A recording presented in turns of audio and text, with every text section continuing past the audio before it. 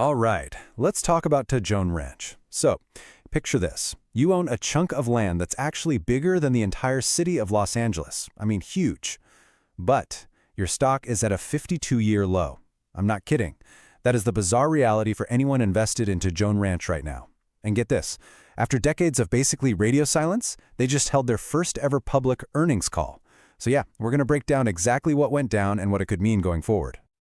And really, that is the multi-billion-dollar question, isn't it? I mean, we're talking about a half-century of failed plans and super frustrated shareholders. But now there's a new CEO in charge. So the big question on everyone's mind is this the guy? Is he the one who can finally turn this massive, sleepy piece of land into a real, honest-to-God, money-making machine?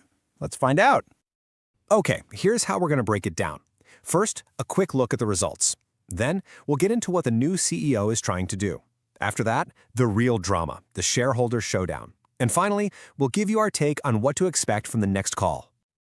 All right, let's dive into the results at a glance. So, for Q3 2025, Tejon Ranch actually managed to put some points on the board. On the surface, it really does look like a pretty solid quarter. So, the big headline here is that swing from red to black. I mean, just look at that net income. They went from losing $1.8 million last year to making $1.7 million this year. That's a huge turnaround. And what's really interesting is how they did it. It wasn't just a one-off thing. They actually grew revenues by 10% while cutting costs by 5%. Now that is exactly the kind of financial discipline investors have been screaming for. And the real star of the show this quarter, it was absolutely the farming segment. I mean, revenues just shot up by over 50%. Now, management loves to point to farming as the company's bedrock, and you can see why. It's a reliable cash cow, sure, but way more important is that it gives them control over precious water rights and helps them get cheap financing. And believe me, those are absolutely critical pieces for the huge development plans they have down the road. So, who's the guy driving this new sense of discipline? Well, that would be the new CEO, Matt Walker. He's only been in the corner office for about 8 months, but it seems like his mandate is crystal clear. It's time to shake things up and change the old way of doing business at Tejon Ranch. And look, Walker did not pull any punches. He came right out and said what every single shareholder has been thinking for years. The company is just not performing. This quote right here, it's basically his mission statement. It's him in public admitting, yeah, we failed, but also promising to finally do something about it. So what's the very first tangible step in this new direction? Well, it's a laser focus on costs.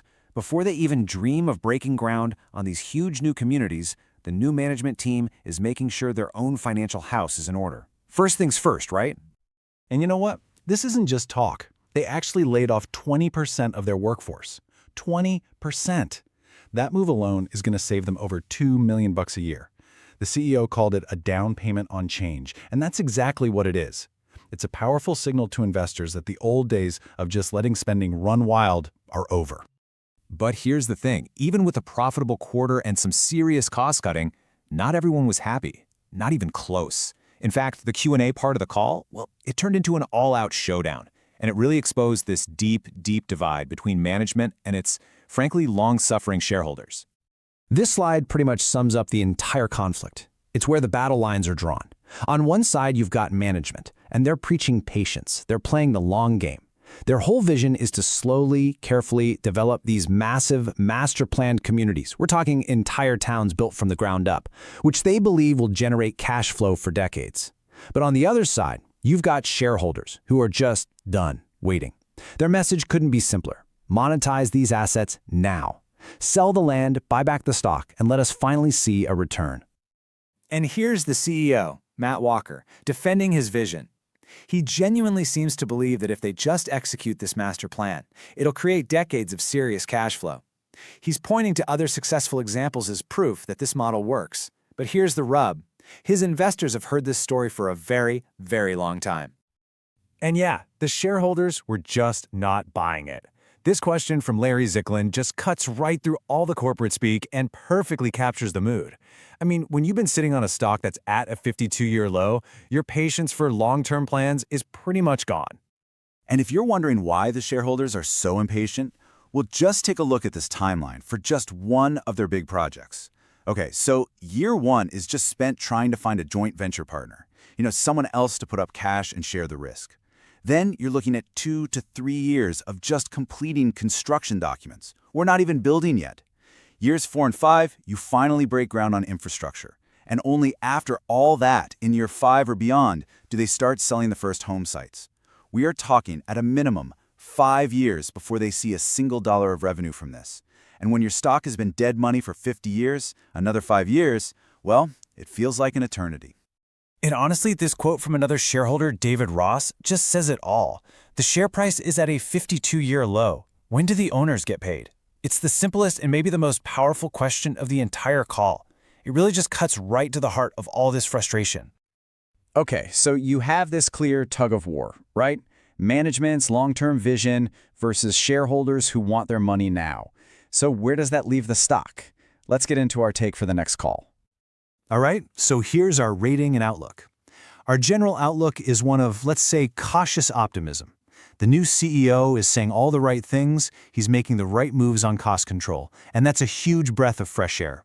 But the key catalyst, the thing you absolutely have to watch for, is them securing a joint venture equity partner for one of these big planned communities. That would be the proof. It would validate the whole strategy. So until that happens, our rating is market perform. Look, the massive amount of land they own provides a solid floor under the stock price, but any significant jump is going to depend on execution that is, let's be honest, still years away. Now, for those of you with a, shall we say, higher appetite for risk, there is an outrageous trade idea here. If you're a true believer that this new CEO can pull it off, you could look at some long-dated call options. The idea is to capture the huge potential upside if they suddenly announce a joint venture partner for a big project. I mean, that kind of news could be a major catalyst that completely re-rates the stock. But let me be clear, this is a very speculative, high-risk, high-reward kind of play. So that's where Tejon Ranch is today, at a real crossroads. You've got a new CEO trying to instill discipline, and you've got frustrated shareholders demanding their payday. So the big question we're all left with is this. Is this the quarter the clock finally starts ticking for real? Or is Tejon Ranch going to stay a sleepy land bank for another 50 years? The next call is going to be very telling. As always, this is not financial advice.